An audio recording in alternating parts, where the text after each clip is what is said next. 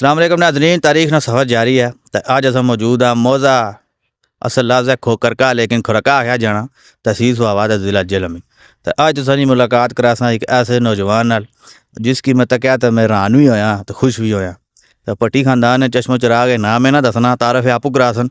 लेकिन मैं भट्टियां ने बारे थोड़ा जिहा जिक्र करना चाहना कि भट्टी खानदान किसे दौर विच काबल तो घिनी गया था। इंडिया ने कुछ इलाकों तक इन्होंने हुकूमतां रहियां। तो पठवार ने एक वजह तस्मियाँ पटीवार तो भी पठवार आख्या जाना।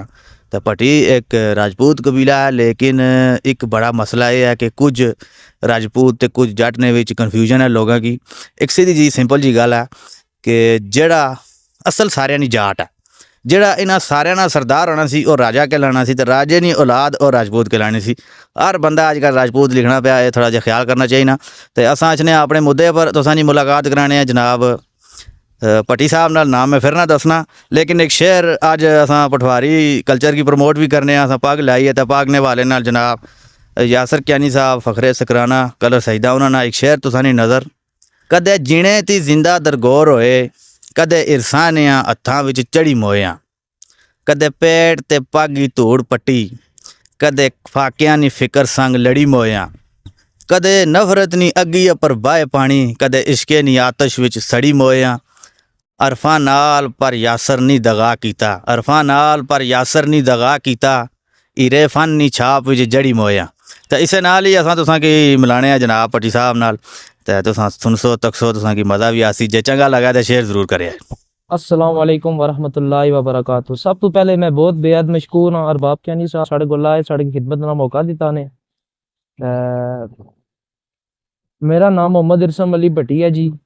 मैं खरका ना रहने वाला। मेरे वालद साहब का नाम जुल्फकार भट्टी है और मेरे दादा साहब का नाम गुलाम मुस्तफ़ा मरूम भट्टी है जी। असां अल्हम्दुलिल्लाह जद्दी पुश्ती खरके च रहने वाले हाँ जी सुभावे च। और सब तो पुरानियां कौमां विच साढ़ा जिक्र रचना है। सब तो पुरानियां जड़ियां कौमां सन ਉਹ खोकर खिंगर ते भट्टी है खरके विच। और जड़ा बुना खरका वै जिथे इस टाइम सवावा बाजार आबाद है, खरके जी सवावा ना तो बाद पिया वै, इत्थे बंग्याल कौम रहनी है। और अल्हम्दुलिल्लाह इस टाइम असां खरके विच बाकी खिंगर भी मौजूद है, लेकिन खोकर इत्थों उजड़ी गए, लेकिन असां इस टाइम इत्थे मौजूद हाँ।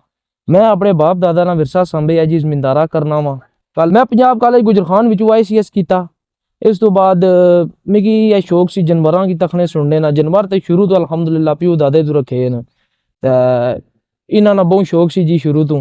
पहले जानवर वाह सन, मझां भी रखियां सन, 8-8 10-10 मझां सन, 3-3 4-4 गाइयां सन, 15-20 बकरियां, इस तरह माशाल्लाह बहुत कम सी।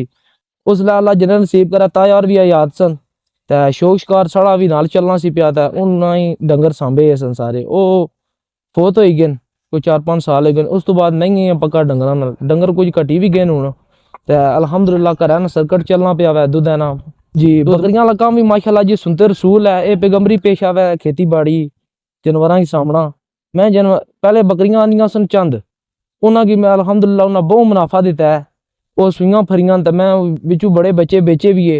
अल्हम्दुलिल्लाह जड़ा ना ठीक निज़ाम चलना है। बकरियां वाला काम बहुत अच्छा है।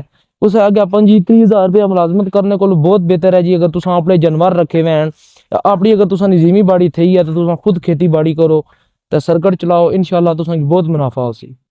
देखो जी बेले बंदे ने अक्सर कुछ संगी दोस्त भी है आने जी डंगर बेचो, ठीक है ये करी सटो वो करी सटो, लेकिन साढ़ा सर्कट चलना पाया जी।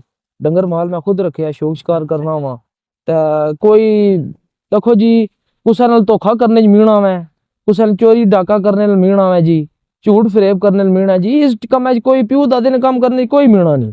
तुसां फखर ना दसो असां फलाना काम करने हैं। ये देखो पैगंबरी पेशा वै, ठीक है खेती बाड़ी ये नबियां तो सिलसिला चलना पिया। शना अपनी हत्थां मेहनत मुशक्कत करिए खाना, ये बड़ा अजर है सवाब है इस कम्मै विच, ठीक है। बाकी जवान नस्ल अगे माड़ा ही ये पैगाम है कि तुसां अगर कुछ ना कुछ अपनी जाई जड़ा ना तुसां कुछ ना कुछ मुशक्कत करो, मेहनत करो, ठीक है। चलो को बहुत बड़े लेवल का नहीं ना, कम अज कम अपना तुसां जड़ा है ना सिस्टम खर्चा परचा अपना जाती जड़ा है ना एक कड़ी करो। कुछ न कुछ तरीके हजार तरीके हजार रस्ते बेले नहीं बैना चाहिए ना बंदे की। बेला बंदा जड़ा ना वो गलत कमां दा ले जाना जी, नशे वाले पासे ले जाना। तो अल्हम्दुलिल्लाह बचना चाहिए ना सारियां कमां कोलों, ठीक है। तो बाकी माड़ा यही है पैगाम सारियां की कि अज ही रहना चाहिए ना बंदे की, गरूर तकबर नहीं करना चाहिए ना। ना कुसा को अग्गे निकलने नहीं चाह रखो, ना कुसा ने पीछे रहने नहीं, तुसा अपनी मैदान च अपनी दौड़ लाओ, ठीक है ना। तुसा देखोगे कुण माड़े तो अग्गे निकली गया, कुण माड़े तो पीछे रही गया, दुए की छोड़ दो, तुसा बस अपने पर ध्यान दियो, अपने आपे की तको तुसा क्या पे करने हो, केड़े पासे जान लगे हो, तुसा अपने आपे की जड़ा ना स्ट्रेट फॉरवर्ड रखो। नाल दियो मिकी इजाजत, पटियां ना डेरा सारे वास्ते खुलते है जी। मैं तुसा ना अपना भरा मोहम्मद इरसम अली भट्टी, मौजा खरका खिंगरा, तहसील स्वावा, जिला जेलम। अल्लाह हाफिज।